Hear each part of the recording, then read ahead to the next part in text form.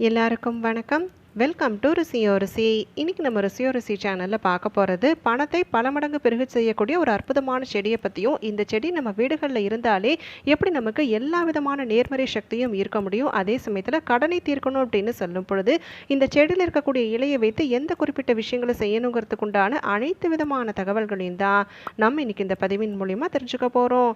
வீடியோவை எங்கேயுமே ஸ்கிப் பண்ணாமல் பாருங்கள். அப்போ தான் எந்த ஒரு சின்ன தகவலையுமே நீங்கள் மிஸ் பண்ணாமல் தெரிஞ்சுக்க முடியும். இப்போ நம்ம ஸ்டார்ட் பண்ணிடலாம். பொதுவாக எல்லாருடைய வீடுகள்லையும் பார்த்தீங்க அப்படின்னு சொன்னால் ஏதாவது ஒரு சில செடி வகைகள் வளர்ப்பது அப்படிங்கிறத செய்வோம். அப்படி நமக்கு அதிர்ஷ்டம் தரக்கூடிய விதத்தில் ஒரு சில செடிகளை வளர்த்தோம் அப்படின்னு சொன்னாலே கட்டாயம் அதனால் நமக்கு எந்த விதமான திருஷ்டிகளும் நெருங்காது, தோஷங்கள் தீர்வதற்குண்டான வாய்ப்பு இருக்குது, அதிர்ஷ்டங்கள் பெருகுவதற்குண்டான வாய்ப்பும் இருக்குது.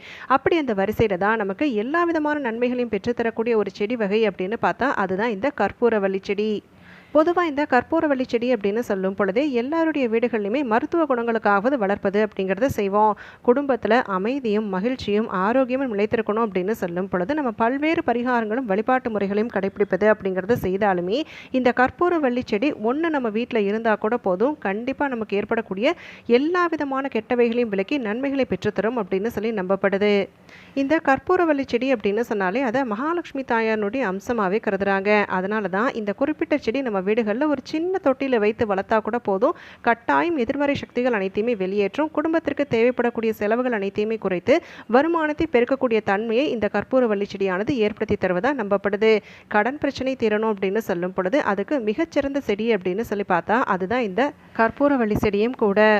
நம்ம வீடுகளில் கற்பூர செடி வளர்க்குறோம் அப்படின்னு சொல்லும் பொழுது அதிகப்படியான கடன் பிரச்சனை யாருக்கு இருக்கோ அவங்க தினசரி நீர் ஊற்றி வரும் பொழுது கட்டாயம் வருமானம் பெருகுவதற்குண்டான வழி பிறக்கும் அப்படின்னு சொல்லி நம்பப்படுது.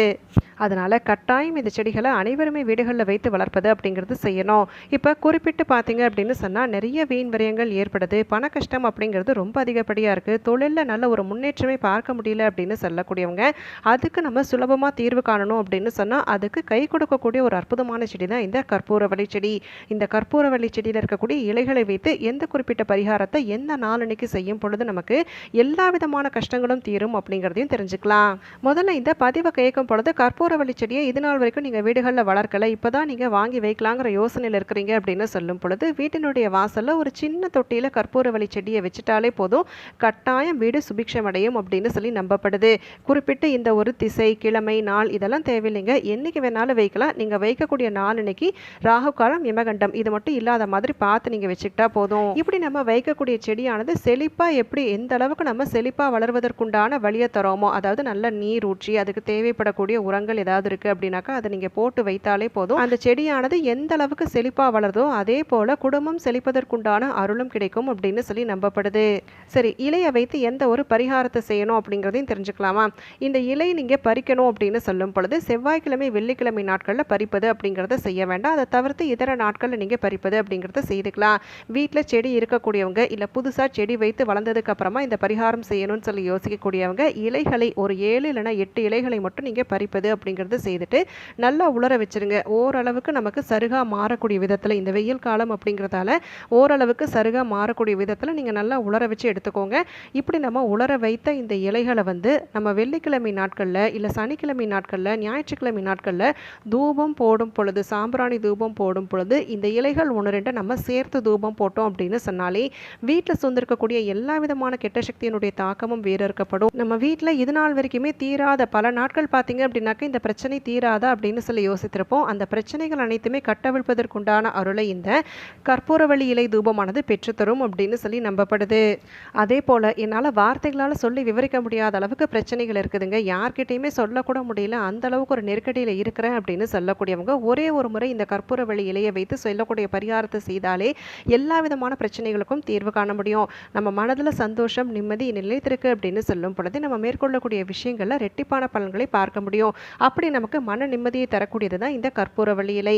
இந்த இலையை ஒன்று எடுத்துக்கோங்க. எடுத்துக்கிட்டு ஒரு அகல் தீபம் இருக்கு இல்லைங்களா, அதாவது புதுசாக ஒரு அகல் தீபம், வேறு எது நம்ம விளக்கேற்றினதுக்கு பயன்படுத்தினது அந்த மாதிரிலாம் வேண்டாங்க, ஒரே ஒரு புது அகல் தீபத்தையும் எடுத்துக்கோங்க. எடுத்துக்கிட்டு அந்த அகல் தீபத்துக்குள்ளே நீங்கள் இந்த இலையை வச்சுட்டு அதுக்கு மேலே ஒரு கற்பூரத்தை வைத்து ஏற்றி மாற்றுவது அப்படிங்கிறத செய்யணும்.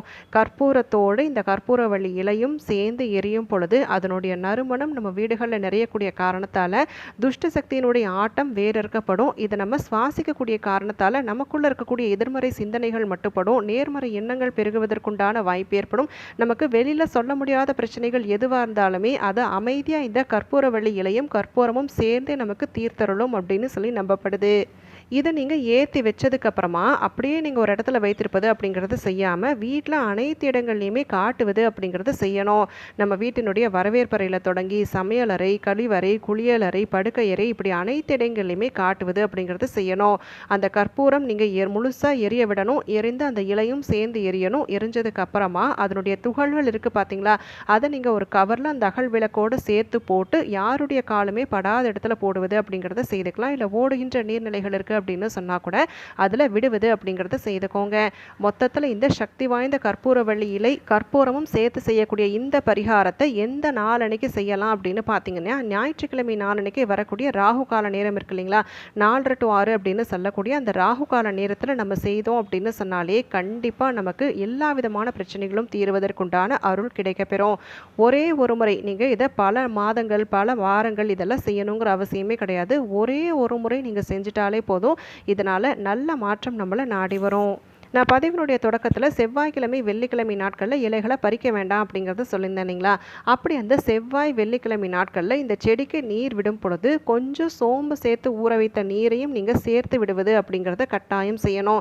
குறிப்பிட்டு கடன் தீரணும் அப்படின்னு சொல்லக்கூடியவங்க இந்த செவ்வாய்க்கிழமை வெள்ளிக்கிழமை நாட்களில் சோம்பு ஊற வைத்த நீரோடு கொஞ்சம் நீர், அதாவது நீங்கள் ஒரு 2-3 ஸ்பூன் அளவுக்கு சோம்பு ஊற வைத்த நீர் எடுத்துக்கிட்டு அதில் நீங்கள் சாதாரணமாக எவ்வளோ தண்ணி விடுவீங்களோ அந்த தண்ணியும் நீங்கள் சேர்த்து அதுக்கப்புறமா அந்த செடி விடும் பொழுது கண்டிப்பாக நம்மளுடைய கடன் சுமை முழுவதுமே தீர்வதற்குண்டான அருள் கிடைக்கும் அப்படின்னு சொல்லி நம்பப்படுது.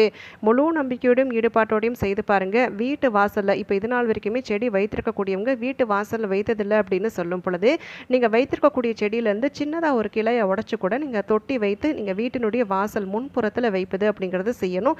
ஏன்னா இந்த செடி ஒரு இடத்துல இருக்கு, அதுவும் வீட்டினுடைய வாசல்ல இருக்கு அப்படின்னு சொன்னாலே கெட்ட சக்திகள் வீட்டுக்குள்ள நுழையிறதுக்கே நடுநடுங்கும். அப்படிப்பட்ட தெய்வாம்சம் பொருந்திய செடி தான் இந்த கற்பூரவள்ளி செடி.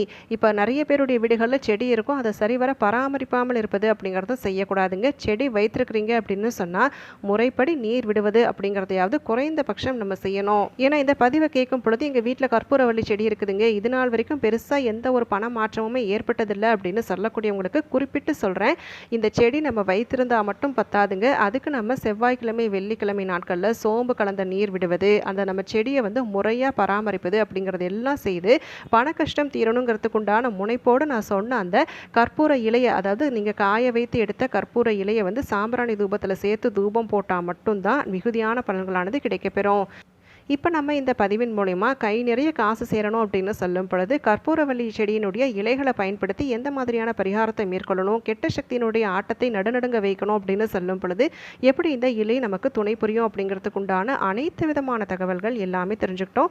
கட்டாயம் இந்த பதிவு அனைவருக்குமே பயனுள்ளதாக அமைந்திருக்கும்னு சொல்லி நினைக்கிறேன். அப்படி பயனுள்ளதாக இருக்கக்கூடிய பட்சத்தில் உங்களுடைய ஃப்ரெண்ட்ஸ் அண்ட் ஃபேமிலிக்கும் தவறாமல் ஷேர் பண்ணுங்கள்.